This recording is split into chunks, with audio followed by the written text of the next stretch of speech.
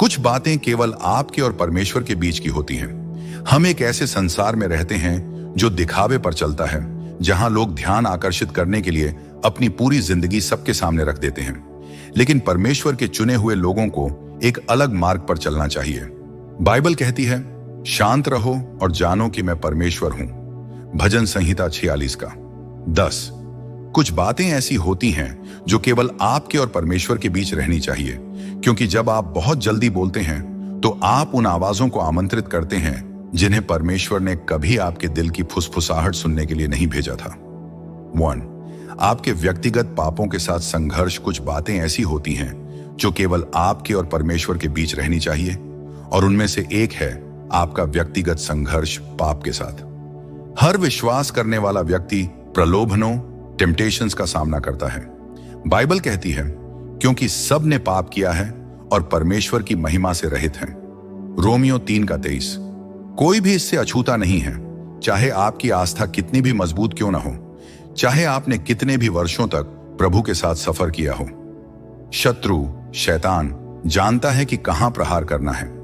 वह आपकी कमजोरियों का अध्ययन करता है, सही समय की प्रतीक्षा करता है और फिर आपके कान में झूठ फुसफुसाता है। जब आप गिरते हैं तो शर्मिंदगी आपका पीछा करती है, जिससे आपको ऐसा महसूस होता है कि आप स्वर्ग की ओर अपनी आंखें उठाने के भी योग्य नहीं हैं। लेकिन यहां एक बड़ा खतरा है। हर किसी को आपके संघर्षों के बारे में नहीं पता होना चाहिए। आज की दुनिया लोगों को प्रोत्साहित करती है कि वे अपनी जिंदगी की हर छोटी बड़ी बात सबके सामने रख दें, अपनी कमजोरियों को हर किसी के साथ साझा करें।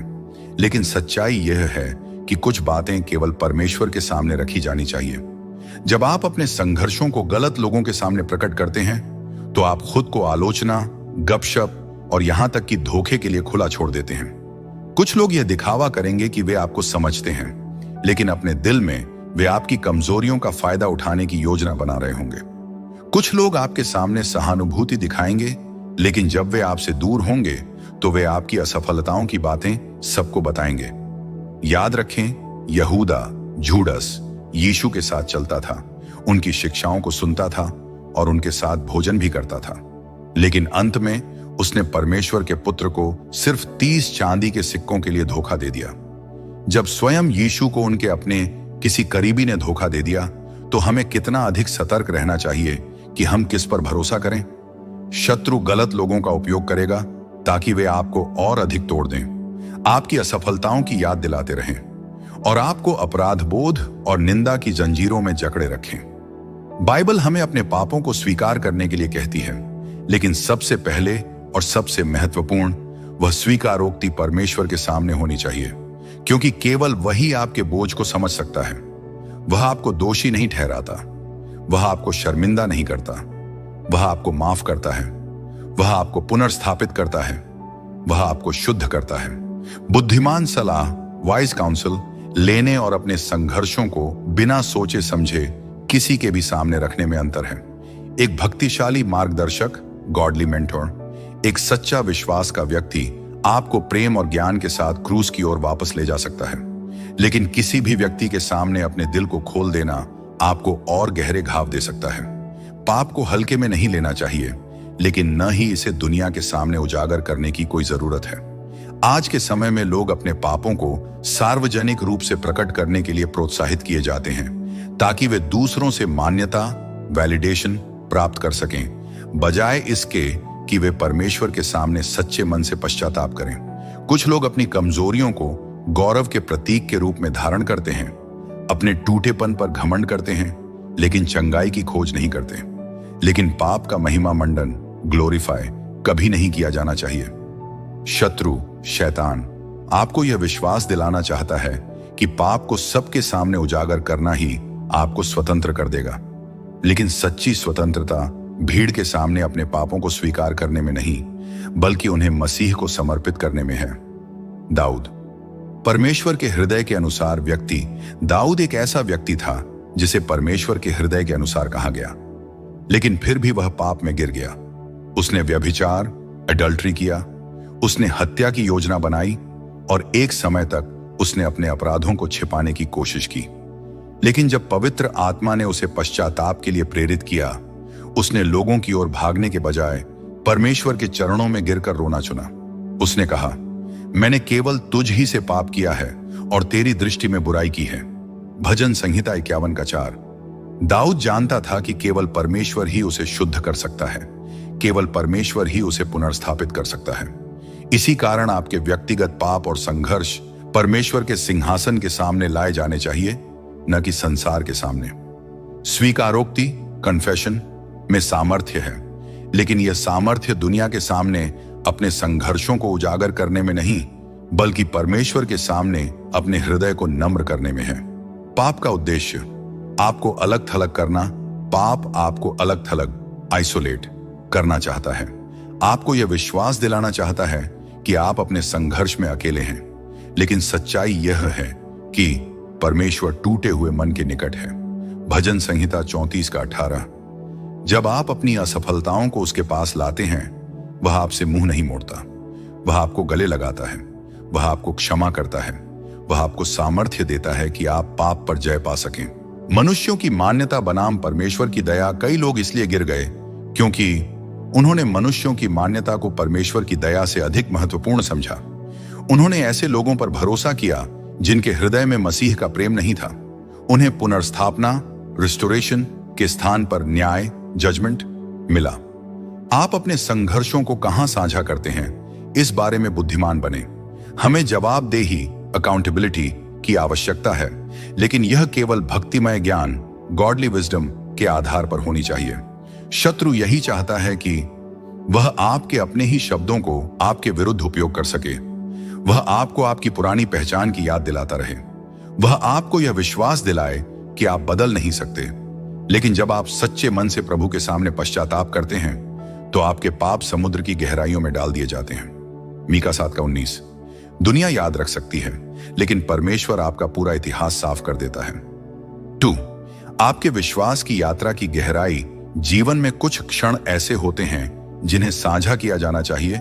गवाही टेस्टिमोनीज जो दूसरों को प्रोत्साहित करें, सीखें, लेसन्स जो बुद्धि प्रदान करें। लेकिन कुछ पवित्र अनुभव, दैवीय मुलाकातें और व्यक्तिगत प्रकाशन केवल आपके और परमेश्वर के बीच ही रहना चाहिए। आपके विश्वास की यात्रा की गहराई हमेशा समझाई नहीं जा सकती और न ही हमेशा साझा की जानी चाहिए। कुछ बातें इतनी पवित्र होली होती हैं कि उन्हें मनुष्यों के शब्दों में व्यक्त करना संभव नहीं होता। कुछ बातें इतनी मूल्यवान प्रेशियस होती हैं कि वे उन लोगों के हाथों में नहीं दी जानी चाहिए जो उन्हें समझ नहीं सकते। विश्वास एक गहरा व्यक्तिगत संबंध है। यह केवल इस बारे में नहीं है कि आप क्या मानते हैं, बल्कि यह उस जीवित परमेश्वर के साथ आपके रिश्ते के बारे में है। जब परमेश्वर आपके हृदय में बोलता है, जब वह शांति में स्वयं को प्रकट करता है, जब वह अपनी उपस्थिति को केवल आपके लिए प्रकट करता है, तो ये क्षण केवल आपके और उसके बीच के होते हैं। बाइबल के उदाहरण 1, मूसा और जलती हुई झाड़ी। जब मूसा जलती हुई झाड़ी के सामने खड़ा था, वह अकेला था। परमेश्वर ने उसे एक मिशन दिया जिसे दुनिया समझ नहीं सकती थी।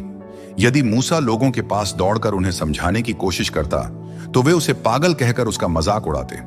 लेकिन मूसा को लोगों की मान्यता की आवश्यकता नहीं थी। उसे केवल परमेश्वर की आज्ञा का पालन करना था। 2. अब्राहम का बुलावा। परमेश्वर ने अब्राहम को कहा, अपने देश, अपने लोगों और अपने पिता के घर को छोड़कर उस देश में जा जिसे मैं तुझे दिखाऊंगा। उत्पत्ति 12 का 1। लेकिन अब्राहम को पता नहीं था कि उसे कहां जाना है। यदि उसने अपने परिवार और मित्रों से पूछा होता, तो वे उसे संदेह, तर्क और सवालों में उलझा देते। अब्राहम के पास केवल एक चीज थी, विश्वास। 3 यूसुफ के सपने। परमेश्वर ने यूसुफ को भविष्य के बारे में सपने दिए, लेकिन जब उसने अपने भाइयों को यह बताया, वे उससे जलने लगे। उन्होंने उसे धोखा दिया। हर कोई आपकी बुलाहट, कॉलिंग का जश्न नहीं मनाएगा। हर कोई आपके दर्शन, विजन को नहीं समझेगा।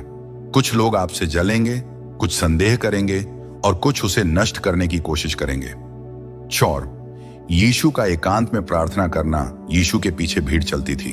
उनके पास शिष्य थे जो उनसे सीखते थे, लेकिन फिर भी वे अक्सर अकेले में पिता से प्रार्थना करते थे।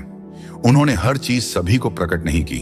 उन्होंने उपदेशों में दृष्टांत, पैराबल्स का उपयोग किया ताकि केवल खुले दिल वाले लोग ही समझ सकें। जब परमेश्वर आपके जीवन में कार्य करना शुरू करता है, हर किसी को सब कुछ बताने की जरूरत नहीं होती। कुछ बातें केवल आपके और परमेश्वर के बीच रहनी चाहिए। विश्वास और परमेश्वर की बुलाहट। जब दुनिया नहीं समझती, हमारे जीवन में ऐसे क्षण आते हैं जब परमेश्वर सीधे हमसे बात करता है।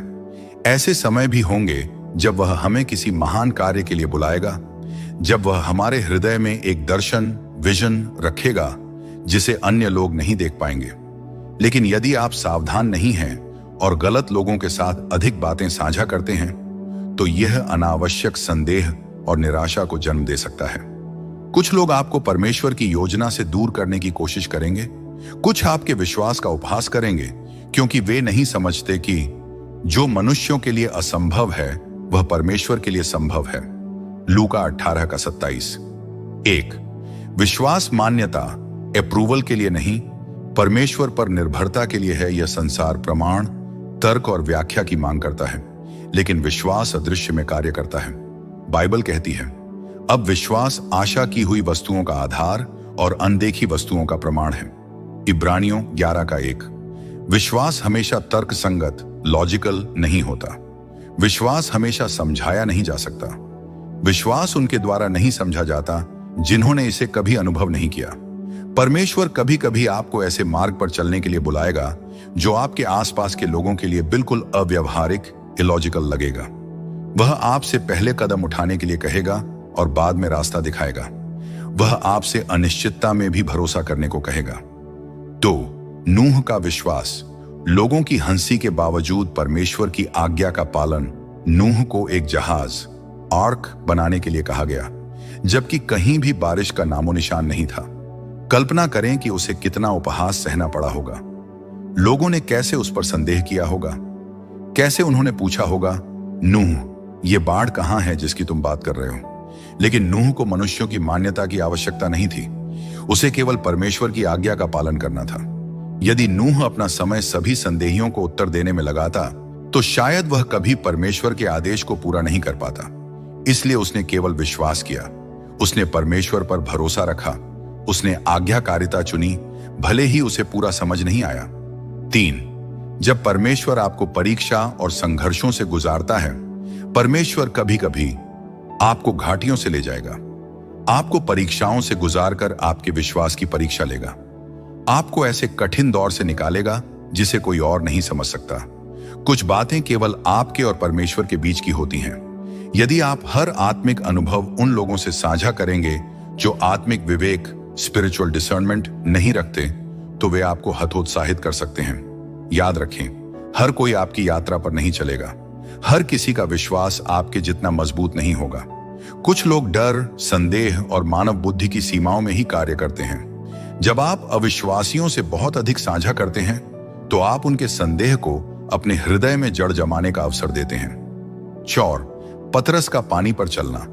जब विश्वास डगमगाने लगता है, पतरस ने पानी पर चलना शुरू किया क्योंकि उसका विश्वास यीशु में था। लेकिन जैसे ही उसने यीशु से अपनी आंखें हटाकर तूफान को देखा, वह डूबने लगा। जब आप लोगों की राय पर अधिक ध्यान देते हैं, मनुष्यों की स्वीकृति, अप्रूवल को परमेश्वर से अधिक प्राथमिकता देते हैं, तो आपका विश्वास डगमगाने लगता है। शत्रु यही चाहता है। वह लोगों के शब्दों को उपयोग करेगा ताकि आप संदेह करने लगें। वह आपके हृदय में अविश्वास के बीज बोएगा। वह आपको यह सोचने पर मजबूर करेगा कि आप मूर्ख हैं जो विश्वास कर रहे हैं। लेकिन विश्वास का अर्थ दुनिया की बुद्धि पर निर्भर रहना नहीं है। विश्वास का अर्थ उस परमेश्वर पर भरोसा करना है जो इस पूरी सृष्टि को नियंत्रित करता है। 5. जब परमेश्वर आपको कुछ छोड़ने के लिए कहता है, परमेश्वर कभी कभी आपसे वह छोड़ने को कहेगा जिसे आपने हमेशा जरूरी समझा था। आपको अज्ञात, अननोन में कदम रखने को कहेगा बिना पूरी योजना बताए। आपको ऐसे संघर्षों से गुजारेगा जो आपको परिशुद्ध, रिफाइन करें। ये क्षण गहरे व्यक्तिगत होते हैं। इन्हें हमेशा साझा करने की आवश्यकता नहीं होती क्योंकि हर कोई समझ नहीं सकता। 6. पौलुस की स्वर्गीय दृष्टि। कुछ अनुभव शब्दों से परे होते हैं। पौलुस को स्वर्ग की एक झलक दी गई थी। यह दर्शन इतना शक्तिशाली था कि वह इसे शब्दों में नहीं डाल सका। उसने कहा, मैंने ऐसी बातें सुनी जो इतनी अद्भुत थीं कि उन्हें मनुष्यों द्वारा कहा नहीं जा सकता। 2 कुरिन्थियों 12:4। कुछ आत्मिक अनुभव इतने पवित्र होते हैं कि वे तर्क से परे होते हैं, इतने गहरे होते हैं कि वे संसार के साथ साझा नहीं किए जा सकते, इतने दिव्य होते हैं कि केवल आपके और परमेश्वर के बीच होते हैं। निष्कर्ष, जो परमेश्वर ने आपको दिया है उसे हर किसी के साथ साझा न करें। यदि परमेश्वर ने आपको एक दर्शन दिया है तो हर किसी से मान्यता पाने की आवश्यकता नहीं है। यदि परमेश्वर आपको कुछ करने के लिए बुला रहा है तो दूसरों के संदेह से प्रभावित न हो। यदि परमेश्वर आपसे एक गहरी यात्रा पर चलने को कह रहा है तो आपको हर किसी को स्पष्टीकरण देने की जरूरत नहीं, क्योंकि विश्वास देखे हुए पर नहीं परंतु अनदेखे पर चलता है। 2 कुरिन्थियों 5:7। इसलिए जब परमेश्वर आपको बुलाए तो संसार की अपेक्षाओं को छोड़कर केवल उसकी आज्ञा का पालन करें। जब परमेश्वर की योजना आपके लिए व्यक्तिगत होती है, हर चीज साझा करने के लिए नहीं होती। हर दिव्य अनुभव सभी के लिए प्रकट करने योग्य नहीं होता। कभी कभी परमेश्वर जो कुछ आपके जीवन में कर रहा है वह केवल आपके और उसके बीच होता है। 1, जब परमेश्वर आपको अलग करता है, परमेश्वर कभी कभी आपको अलग करेगा। आपको बुलाएगा कि आप गहरे जल में उतरें, आपको ऐसी स्थिति में डालेगा जहां केवल वही आपका सहारा हो। लोग समझ नहीं पाएंगे कि आप इतने समर्पित क्यों हैं, आप इतनी प्रार्थना क्यों करते हैं, आप समझौता करने से क्यों इनकार करते हैं, आप असंभव परिस्थितियों में भी भरोसा क्यों रखते हैं। लेकिन विश्वास लोगों की समझ के लिए नहीं होता, यह जीने के लिए होता है। 2, भविष्य की योजनाएं और परमेश्वर की बुलाहट। परमेश्वर आपकी योजनाएं हर किसी से साझा करने के लिए नहीं देता, क्योंकि जब परमेश्वर आपके हृदय में एक दर्शन, विजन रखता है तो वह शुरुआत में कोमल और संवेदनशील होता है। यदि आप इसे बहुत जल्दी साझा करते हैं तो लोग उसमें संदेह के बीज बो सकते हैं जहां विश्वास को बढ़ना चाहिए। यूसुफ का उदाहरण लें। परमेश्वर ने उसे सपने दिए, उसने उन सपनों को अपने भाइयों से साझा किया। इसके बजाय कि वे उसे प्रोत्साहित करें, वे ईर्ष्या करने लगे। उन्होंने उसे बेच दिया, उसे कैद करवा दिया और उसे रोकने की कोशिश की। यूसुफ नहीं जानता था कि हर कोई आपके सपने को सुनने के लिए तैयार नहीं है। कुछ लोग केवल इसलिए आपको रोकने की कोशिश करेंगे क्योंकि वे असुरक्षित महसूस करते हैं, वे ईर्ष्या करते हैं। उन्हें डर होता है कि यदि आप ऊपर उठेंगे तो वे पीछे छूट जाएंगे। 3, जब परमेश्वर बुलाता है तो वह दुनिया से अनुमति नहीं लेता। जब परमेश्वर बुलाता है तो वह अनुमोदन, अप्रूवल नहीं मांगता। आपके दोस्तों से नहीं, आपके परिवार से नहीं, यहां तक कि आपसे भी नहीं। यशायाह 55:8-9 कहता है, मेरे विचार तुम्हारे विचारों से भिन्न हैं और मेरी योजनाएं तुम्हारी योजनाओं से अलग हैं। अब्राहम को देखें, परमेश्वर ने उसे बुलाया कि वह अपना देश छोड़ दे। उसने गंतव्य, डेस्टिनेशन नहीं बताया, बस आज्ञा दी कि जाओ। कल्पना करें कि लोगों ने उससे कैसे सवाल किए होंगे, ओ कहां जा रहे हो, ओ तुम्हें कैसे पता कि यह परमेश्वर की इच्छा है। लेकिन अब्राहम के पास उत्तर नहीं थे, केवल विश्वास था। यदि अब्राहम दूसरों की अनुमति के लिए रुका होता, उनकी स्वीकृति के लिए इंतजार करता, तो शायद वह कभी पहला कदम नहीं उठाता। 4, जब आप दूसरों की आवाजें सुनते हैं तो परमेश्वर की आवाज फीकी पड़ने लगती है। कभी कभी बहुत अधिक लोगों की राय लेना नुकसानदेह होता है। यदि आप बहुत अधिक सलाह लेते हैं, यदि आप बहुत अधिक अनुमोदन चाहते हैं तो आप उलझ सकते हैं और स्थिर हो सकते हैं। याद रखें, भेड़ें मेरे स्वर को पहचानती हैं और मेरा अनुसरण करती हैं। यूहन्ना 10:27। लोगों की आवाजों से सावधान रहें, क्योंकि कुछ आपको रोकना चाहेंगे क्योंकि वे डरते हैं, कुछ आपको हतोत्साहित करेंगे क्योंकि वे आपकी बुलाहट को नहीं समझते, कुछ ईर्ष्या के कारण आपको गिरते देखना चाहेंगे। 5, जब कोई आपकी बुलाहट नहीं देखता तब भी परमेश्वर उसे देखता है। याद करें, जब दाऊद को राजा के रूप में अभिषिक्त किया गया था, वह सिर्फ एक चरवाहा लड़का था। उसके पिता ने उसे महत्व नहीं दिया, उसके भाइयों ने उसे तुच्छ जाना। यहां तक कि शमूएल भविष्यवक्ता ने पहले किसी और को चुना, लेकिन परमेश्वर ने उसे चुना। यदि दाऊद दूसरों की मान्यता का इंतजार करता, इस बात की प्रतीक्षा करता कि लोग उसे राजा के रूप में देखें, तो वह कभी राजा नहीं बनता। परंतु उसने परमेश्वर पर भरोसा रखा। वही विश्वास आपको भी रखना होगा। कभी कभी परमेश्वर आपको ऐसी जगह ले जाएगा जो दिखने में बंजर लगती है। परमेश्वर अक्सर हमें ऐसे स्थानों पर ले जाता है जो पहली नजर में निराशाजनक लगते हैं। जब इजरायली जंगल में गए, वहां कोई स्पष्ट रास्ता नहीं था। वह प्रतीत होता था जैसे एक गलत दिशा। लेकिन वह प्रतिज्ञा भूमि तक पहुंचने का एकमात्र रास्ता था। परमेश्वर कभी कभी आपको एक अपरिचित मार्ग पर ले जाएगा। यदि आप इसे दूसरों के साथ साझा करते हैं तो वे कह सकते हैं, यह काम नहीं करेगा, यह बहुत जोखिम भरा है। क्या तुम्हें पक्का पता है कि यह परमेश्वर की योजना है? 7वां, अपनी बुलाहट बहुत जल्दी साझा करने से अनावश्यक बाधाएं आ सकती हैं।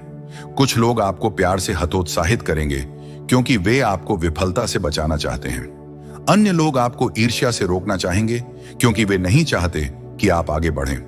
निष्कर्ष, आपकी बुलाहट सबके लिए नहीं है। यदि परमेश्वर ने आपको दर्शन दिया है तो हर किसी से मान्यता पाने की आवश्यकता नहीं है।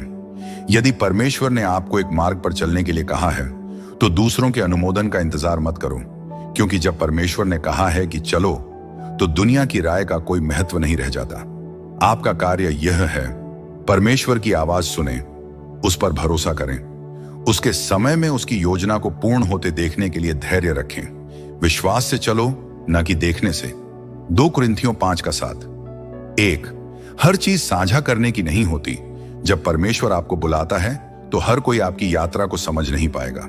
कई बार जो लोग आपके सबसे करीब होते हैं वे ही आपकी बुलाहट को पहचानने में सबसे असमर्थ होते हैं। जब यीशु ने स्वयं को मसीह घोषित किया तो उसका अपना नगर नाजरत उसे अस्वीकार कर दिया। लोगों ने कहा, क्या यह बढ़ई का बेटा नहीं है? सीख, कभी कभी जो लोग आपको सबसे अच्छी तरह से जानते हैं वही परमेश्वर की योजना को सबसे कम पहचानते हैं। यही कारण है कि कुछ बातें केवल परमेश्वर और आपके बीच होनी चाहिए। 2, हर चीज समय पर प्रकट होती है। परमेश्वर की योजनाएं तुरंत पूरी नहीं होती, हमेशा तुरंत समझ में नहीं आती, कई बार छिपी रहती हैं जब तक कि सही समय नहीं आ जाता। यूसुफ का जीवन देखें, उसने सपने देखे लेकिन उनके पूरा होने से पहले उसे बहुत संघर्ष सहना पड़ा। उसे एक गड्ढे में डाला गया, गुलामी में बेचा गया और जेल में डाला गया, लेकिन हर कठिनाई में परमेश्वर उसे तैयार कर रहा था। दाऊद का जीवन देखें, उसे राजा के रूप में अभिषिक्त किया गया लेकिन वह तुरंत राजा नहीं बना। उसने सालों तक भेड़ें चराई, लड़ाइयां लड़ी और साउल से भागता रहा। परमेश्वर उसे तैयार कर रहा था जबकि दुनिया उसे एक साधारण चरवाहा मानती थी। सीख, हर चीज अपने उचित समय पर होती है। बीज तुरंत वृक्ष नहीं बनता, पहले उसे छिपे हुए बढ़ने का समय मिलता है। 3, जब आप कुछ जल्दी साझा करते हैं तो संदेह के बीज बोए जा सकते हैं। अगर यूसुफ ने अपने भाइयों से अपने सपने नहीं साझा किए होते तो शायद वे उससे ईर्ष्या न करते और उसे बेचने की योजना न बनाते। अगर नोह ने लोगों से अनुमोदन मांगा होता तो शायद उसने कभी जहाज बनाना शुरू ही नहीं किया होता। अगर अब्राहम ने दूसरों की स्वीकृति की प्रतीक्षा की होती तो शायद वह कभी अपने देश से बाहर नहीं निकलता। सीख, कुछ लोग आपको प्यार से हतोत्साहित करेंगे क्योंकि वे आपको असफलता से बचाना चाहते हैं। कुछ लोग आपको ईर्ष्या से रोकेंगे क्योंकि वे नहीं चाहते कि आप सफल हों। कुछ लोग सिर्फ इसलिए बाधाएं डालेंगे क्योंकि शैतान उन्हें उपयोग कर रहा है। 4, गुप्त रूप से बढ़ने दो, परमेश्वर समय आने पर प्रकट करेगा। यीशु ने अक्सर भीड़ से दूर जाकर प्रार्थना की। वह चमत्कार सार्वजनिक रूप से करता था लेकिन वह अपने पिता के साथ समय एकांत में बिताता था। कुछ चीजें प्रकट करने के लिए नहीं होती, गुप्त रूप से बढ़ने के लिए होती हैं। केवल परमेश्वर और आपके बीच की होती है। जब समय सही होगा परमेश्वर स्वयं प्रकट करेगा कि वह आपके जीवन में क्या कर रहा है। 5वां, अपने दान और भले कार्यों को गुप्त रखो। आज की दुनिया परोपकार, चैरिटी को दिखाने के लिए प्रोत्साहित करती है, लेकिन यीशु ने सिखाया कि दान गुप्त रूप से किया जाना चाहिए। मत्ती 6:1-4 कहता है, जब तुम दान देते हो तो इसे लोगों के सामने मत करो ताकि तुम्हारे बाएं हाथ को न पता चले कि दाएं हाथ ने क्या किया। तब तुम्हारा स्वर्गीय पिता जो गुप्त में देखता है तुम्हें प्रतिफल देगा। फरीसी लोग कैसे थे? वे अपने दान को दिखावा करते थे। वे ध्यान आकर्षित करने के लिए दान करते थे। वे मनुष्यों से प्रशंसा चाहते थे, परमेश्वर से नहीं। लेकिन सच्ची भलाई गुप्त रूप से की जाती है। जब आप प्रभु के प्रेम से प्रेरित होकर मदद करते हैं, जब आप किसी भूखे को बिना किसी दिखावे के भोजन देते हैं, जब आप गुप्त रूप से किसी को प्रोत्साहित करते हैं। सीख, यदि तुम्हारा उद्देश्य लोगों से प्रशंसा प्राप्त करना है तो वही तुम्हारा इनाम है, लेकिन यदि तुम्हारा उद्देश्य परमेश्वर की महिमा करना है तो तुम्हारा इनाम स्वर्ग में है। निष्कर्ष, हर चीज प्रकट करने की नहीं होती। हर कोई आपकी बुलाहट को नहीं समझेगा, तो हर किसी को बताने की आवश्यकता नहीं है। 2, कुछ चीजें समय पर ही प्रकट होती हैं, इसलिए धैर्य रखें। 3, जल्दी साझा करने से संदेह पैदा हो सकता है, इसलिए बुद्धिमान बने। 4, परमेश्वर स्वयं आपको समय पर स्थापित करेगा, इसलिए उसके समय का इंतजार करें। 5, दान और भले कार्यों को गुप्त रूप से करें ताकि उनका इनाम परमेश्वर से मिले, न कि मनुष्यों से। याद रखें, जो कुछ गुप्त में किया जाता है परमेश्वर उसे अपने समय पर प्रकट करता है। जो कुछ विश्वास में बोया जाता है वह अपने समय पर फल देता है। गुप्त दान और सच्ची उदारता का महत्व। दान और भलाई का उद्देश्य क्या है? यीशु ने सिखाया कि सच्ची उदारता प्रसिद्धि के लिए नहीं होती, अपनी धार्मिकता दिखाने के लिए नहीं होती, बल्कि परमेश्वर की महिमा के लिए होती है। फरीसी लोग कैसे थे? वे दान देते समय दिखावा करते थे, वे लोगों की वाहवाही चाहते थे, लेकिन यीशु ने उन्हें कपटी कहा। सीख, अगर हम दान इसलिए देते हैं कि लोग हमें अच्छा समझें तो हमने पहले ही अपना इनाम ले लिया है, लेकिन अगर हम गुप्त रूप से देते हैं तो परमेश्वर स्वयं हमें प्रतिफल देगा। 2, सच्ची उदारता का मापदंड। मत्ती 6:3-4। जब तुम दान दो तो तुम्हारा बायां हाथ न जाने कि दायां हाथ क्या कर रहा है, ताकि तुम्हारा दान छिपा रहे, और तुम्हारा पिता जो गुप्त में देखता है वह तुम्हें प्रतिफल देगा। सच्ची उदारता गुप्त रूप से दी जाती है, किसी इनाम की अपेक्षा के बिना होती है। यह प्रदर्शन के लिए नहीं बल्कि प्रेम से की जाती है। विधवा का छोटा सा दान। जब लोग मंदिर में बहुत बड़ी राशि दान कर रहे थे तो एक गरीब विधवा ने सिर्फ 2 सिक्के डाले। यीशु ने कहा, इसने सबसे अधिक दिया है, क्योंकि उसने अपनी संपत्ति से नहीं बल्कि अपने हृदय से दिया था। सीख, परमेश्वर के लिए महत्वपूर्ण यह नहीं कि हम कितना देते हैं, बल्कि यह कि हम कैसे और किस मन से देते हैं। 3, भलाई गुप्त रूप से करने का मूल्य। यीशु ने कई बार चमत्कार किए, लेकिन अक्सर लोगों से कहा, किसी को मत बताना। जब उसने किसी को चंगा किया तो उसने प्रचार करने के बजाय प्रार्थना में समय बिताया। जब उसने 5000 लोगों को भोजन खिलाया तो उसने कोई महिमा नहीं मांगी। गुप्त रूप से भलाई करने के फायदे। गण अभिमान से बचाते हैं। जब हम गुप्त रूप से देते हैं तो हमारा हृदय नम्र बना रहता है। 2, शैतान के प्रलोभन से बचाते हैं। शैतान हमें कहेगा, कोई तुम्हारी सराहना नहीं कर रहा, क्यों देते हो? लेकिन हमें परमेश्वर पर भरोसा रखना है। 3, परमेश्वर हमें प्रतिफल देता है। जो चीजें मनुष्य की नजर में छोटी हैं वे परमेश्वर की नजर में बहुमूल्य हैं। सीख, जो कुछ तुम गुप्त में करते हो परमेश्वर उसे खुलकर प्रतिफल देगा। 4, दान केवल पैसे तक सीमित नहीं है। सच्ची उदारता समय देने में है, दूसरों की बातें सुनने में है, अकेले लोगों के साथ खड़े रहने में है, भूखों को भोजन देने में है, गरीबों को वस्त्र देने में है, बीमारों से मिलने और उनके लिए प्रार्थना करने में है। यीशु ने क्या किया? उसने बिना शर्त प्रेम दिखाया।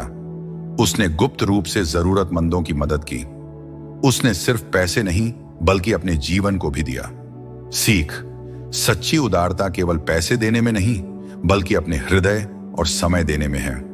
5, स्वर्ग में सहेजा गया इनाम। कई बार लोग कहेंगे, तुम्हारी अच्छाई की कोई कद्र नहीं करता, तुमने इतनी मेहनत की पर किसी ने धन्यवाद तक नहीं कहा। लेकिन याद रखें, परमेश्वर देख रहा है। उसका प्रतिफल मनुष्यों के सम्मान से कहीं अधिक बहुमूल्य है। दुनिया चाहती है कि भलाई का इनाम तुरंत मिले, लेकिन परमेश्वर का इनाम अनंत काल के लिए है। मनुष्य केवल बाहरी चीजें देखते हैं, लेकिन परमेश्वर हमारे हृदय को देखता है। सीख, जो कुछ हम गुप्त में करते हैं परमेश्वर उसे अपने समय पर प्रकट करेगा और इनाम देगा। निष्कर्ष, क्यों गुप्त रूप से देना महत्वपूर्ण है? 1, यीशु ने यही सिखाया, दिखावे से दूर रहकर गुप्त रूप से देना। 2, अभिमान से बचाव। जब हम गुप्त रूप से देते हैं तो हमारा हृदय शुद्ध रहता है। 3. शैतान के झूठ से बचाव। जब कोई हमारे कार्यों की सराहना नहीं करता तब भी हमें हतोत्साहित नहीं होना चाहिए। 4. स्वर्गीय प्रतिफल। जो हम गुप्त में करते हैं उसका प्रतिफल स्वर्ग में मिलेगा। 5. सच्चा प्रेम और करुणा। सच्ची भलाई वह होती है जो किसी बदले की उम्मीद के बिना की जाए। याद रखें, सच्ची उदारता वह होती है जो केवल परमेश्वर के लिए की जाए, न कि मनुष्यों की प्रशंसा के लिए। आध्यात्मिक युद्ध और दिव्य प्रकाशन। 1. आध्यात्मिक युद्ध वास्तविक है। हमारी लड़ाई तलवारों और ढालों से नहीं, बल्कि मन, आत्मा और हृदय में लड़ी जाती है। यह युद्ध अनदेखे क्षेत्रों में होता है, जहां प्रकाश और अंधकार की शक्तियां हमारे भाग्य और विश्वास के लिए संघर्ष करती हैं। जब कोई मसीह के साथ चलने का चुनाव करता है तो वह युद्ध के मैदान पर कदम रखता है। शैतान उन्हीं को निशाना बनाता है जो परमेश्वर के करीब जाना चाहते हैं। सीख, शैतान उन पर हमला नहीं करता जो पहले ही उसके वश में हैं, बल्कि उन पर जो धर्मी जीवन जीने का प्रयास कर रहे हैं। 2. शैतान का सबसे बड़ा हथियार धोखा। शैतान झूठ बोलता है ताकि आप परमेश्वर की बातों पर संदेह करें। वह आपको अकेला महसूस कराता है, कहता है कि तुम कमजोर हो, तुम कभी सफल नहीं हो सकते। उत्पत्ति में शैतान ने हव्वा से यही किया। क्या सच में परमेश्वर ने कहा? सत्य को थोड़ा सा मोड़कर उसने हव्वा को धोखा दिया। शैतान के हथियार। 1. डर और चिंता, जिससे हम परमेश्वर की योजनाओं पर संदेह करें। 2. प्रलोभन, जिससे हम सत्य से भटक जाएं। 3. हताशा और निराशा, जिससे हम हार मान लें। सीख, हर बार जब शैतान तुमसे झूठ बोले तो उसे परमेश्वर के वचन की सच्चाई से जवाब दो। 3. हमारी आत्मिक लड़ाई के शस्त्र। परमेश्वर ने हमें आत्मिक युद्ध के लिए हथियार दिए हैं। 1. परमेश्वर का वचन, बाइबल हमारी तलवार। इब्रानियों 4:12। परमेश्वर का वचन जीवित और प्रभावशाली है और किसी भी दोधारी तलवार से अधिक तेज है। यीशु ने जंगल में शैतान को हराया परमेश्वर के वचन से। 2. प्रार्थना, हमारी ढाल। जब हम प्रार्थना करते हैं तो हम आत्मिक सुरक्षा में आ जाते हैं। शैतान को प्रार्थना करने वाले लोग सबसे अधिक डराते हैं। 3. विश्वास, शैतान के तीरों को रोकने वाली ढाल। इफिसियों 6:16। विश्वास की ढाल लो, जिससे तुम उस दुष्ट के सब जलते हुए तीरों को बुझा सको। जब शैतान कहे तुम नहीं कर सकते, तो विश्वास कहता है परमेश्वर कर सकता है। सीख, आध्यात्मिक युद्ध आत्मिक हथियारों से लड़ा जाता है। प्रार्थना, विश्वास और परमेश्वर के वचन से। 4. सबसे कठिन युद्ध ब्रेक थ्रू, उत्थान से पहले आते हैं। यीशु का सबसे बड़ा प्रलोभन उनके सेवकाई के प्रारंभ में हुआ। अय्यूब ने सबसे बड़ी परीक्षा सही, लेकिन परमेश्वर ने उसे 2 गुना आशीष दी। पौलुस ने अपने सबसे बड़े प्रकाशन जेल में पाए। जब हम अपनी परीक्षा के द्वार से गुजर रहे होते हैं तब हमें लगता है कि परमेश्वर दूर है, लेकिन वास्तव में वह सबसे करीब होता है। शैतान के हमले कब तेज होते हैं? 1. जब आप परमेश्वर के करीब जाते हैं। 2. जब आप परमेश्वर की योजना में आगे बढ़ते हैं। 3. जब आप अपने भाग्य के करीब होते हैं। सीख, सबसे गहरे अंधकार के बाद ही सूर्योदय आता है। 5 परीक्षाओं का उद्देश्य हमें मजबूत बनाना। मोसेस को जंगल में परमेश्वर मिला। एलियाह ने संकट में परमेश्वर की धीमी कोमल ध्वनि सुनी। यूसुफ को गड्ढे में फेंका गया, जेल में रखा गया, लेकिन राजा बनने की तैयारी चल रही थी। आत्मिक युद्ध का उद्देश्य। 1. हमारी परीक्षा लेना, क्या हम परमेश्वर पर विश्वास बनाए रखेंगे। 2. हमें तैयार करना, बड़ी आशीषों से पहले बड़ी परीक्षाएं आती हैं। 3. हमें गहरा करने के लिए, संकट के समय में हम परमेश्वर को नए रूप में जानते हैं। सीख, हर आत्मिक युद्ध एक नई आत्मिक विजय का मार्ग खोलता है। 6. परमेश्वर के वचन पर स्थिर रहो।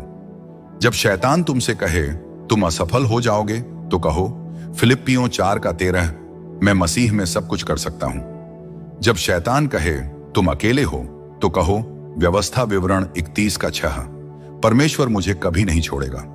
जब शैतान कहे तुम्हारी समस्या का कोई हल नहीं, तो कहो यिर्मयाह 22:27, परमेश्वर के लिए कुछ भी कठिन नहीं है। सीख, शैतान को जवाब मत दो, उसे परमेश्वर के वचन से हराओ। 7. निष्कर्ष, युद्ध परमेश्वर का है, विश्वास हमारा है। आत्मिक युद्ध कठिन होते हैं, लेकिन हमें घबराना नहीं चाहिए। जब हम कमजोर होते हैं तब परमेश्वर हमारी ताकत बन जाता है। यह लड़ाई हमारी नहीं, परमेश्वर की है। याद रखें, प्रार्थना में बने रहो, परमेश्वर के वचन पर स्थिर रहो, विश्वास में आगे बढ़ो। परमेश्वर तुम्हारे लिए युद्ध करेगा। सीख, तुम लड़ाई मत लड़ो, बस परमेश्वर पर भरोसा रखो, वह तुम्हारे लिए युद्ध करेगा। अंधकार में मार्गदर्शन। परमेश्वर स्वयं को ज्योति के रूप में प्रकट करते हैं जब हम आत्मिक अंधकार में होते हैं। जब हमें दिशा नहीं दिखती तब परमेश्वर स्वयं को प्रकाश के रूप में प्रकट करते हैं। आध्यात्मिक युद्धों के बाद अक्सर दिव्य प्रकटन, डिवाइन एनकाउंटर्स होते हैं। याकूब ने पूरी रात परमेश्वर से संघर्ष किया और कहा, मैं तुझे छोड़ूंगा नहीं जब तक तू मुझे आशीर्वाद न दे। उत्पत्ति 22:26। उस संघर्ष के बाद याकूब का नाम बदलकर इजराइल कर दिया गया और वह एक बदले हुए व्यक्ति के रूप में निकला। इसी प्रकार शिष्य तूफान में डर गए, लेकिन इसी तूफान में उन्होंने यीशु को पानी पर चलते देखा। सीख, तूफान तुम्हें यीशु की सामर्थ्य देखने का अवसर देते हैं। संघर्ष के बाद ही नया प्रकाशन, रेवलेशन आता है। संघर्ष के बाद आशीष क्यों आती है? एक दबाने, प्रेसिंग के बाद ही तेल निकलता है। वो जैतून का तेल तभी निकलता है जब उसे कुचला जाता है। वो हमारी आत्मिक गहराई भी तब बढ़ती है जब हम परीक्षाओं से गुजरते हैं। 2, पीड़ा के बाद सुगंध आती है। वो इत्र तभी महकता है जब उसे पीसा जाता है। वो जब हम टूटते हैं, परमेश्वर की महिमा हमारी गवाही से चमकती है। 3, अंधकार के बाद प्रकाश आता है। वो जोसेफ गड्ढे में डाला गया, गुलामी में बेचा गया, झूठा दोषी ठहराया गया, लेकिन अंत में मिस्र का प्रधान बना। वो जो शैतान ने बुराई के लिए सोचा था, परमेश्वर ने उसे भलाई में बदल दिया। उत्पत्ति 50:20। सीख, तुम्हारी परीक्षा तुम्हारे भाग्य की ओर एक सीढ़ी है। परमेश्वर पहले से ही विजय सुनिश्चित कर चुका है। शत्रु हमला कर सकता है लेकिन जीत नहीं सकता। युद्ध भयंकर हो सकता है लेकिन परिणाम पहले से तय है। हर परीक्षा, हर संघर्ष परमेश्वर की संप्रभुता, सॉवरेंटी के अधीन है। याद रखने योग्य बातें, शैतान तुम्हें गिराने की कोशिश करेगा, लेकिन परमेश्वर तुम्हें उठाने की योजना बना रहा है। जो तुम पर हमला करता है, परमेश्वर उसे तुम्हारी आशीष में बदल देगा। युद्ध में परमेश्वर तुम्हें अकेला नहीं छोड़ता, वह तुम्हारे साथ चलता है। सीख, शैतान का हमला तुम्हारे विनाश के लिए नहीं, बल्कि तुम्हारी उन्नति के लिए परमेश्वर द्वारा उपयोग किया जाएगा। परमेश्वर तुम्हारी परीक्षा को गवाही में बदलता है। यीशु ने पतरस से कहा, जब तुम लौट आओ तो अपने भाइयों को सामर्थी बनाना। लूका 22:32। तुम जो युद्ध लड़ रहे हो, वह केवल तुम्हारे लिए नहीं है। तुम्हारी गवाही किसी और के विश्वास को मजबूत करने के लिए होगी। तुम्हारे संघर्ष का अनुभव किसी और को उसके संघर्ष से निकलने में मदद करेगा। सीख, परमेश्वर तुम्हारी परीक्षा को तुम्हारी गवाही में बदल देगा ताकि तुम दूसरों के लिए आशीष बन सको। परमेश्वर की उपस्थिति ही तुम्हारी सबसे बड़ी विजय है। जब शैतान कहे परमेश्वर दूर है, तो याद रखो कि परमेश्वर तुम्हारे सबसे कठिन समय में सबसे करीब होता है। शास्त्र कहता है, जब मैं निर्बल होता हूं तभी मैं सामर्थी होता हूं। 2 कुरिन्थियों 12:10। जब तुम खोए हुए महसूस करते हो, तब परमेश्वर की अगुवाई सबसे स्पष्ट होती है। जब तुम कमजोर होते हो, तब परमेश्वर अपनी शक्ति प्रकट करता है। सीख, तुम्हारी सबसे बड़ी आत्मिक विजय तुम्हारी सबसे कठिन परीक्षा के बाद आएगी।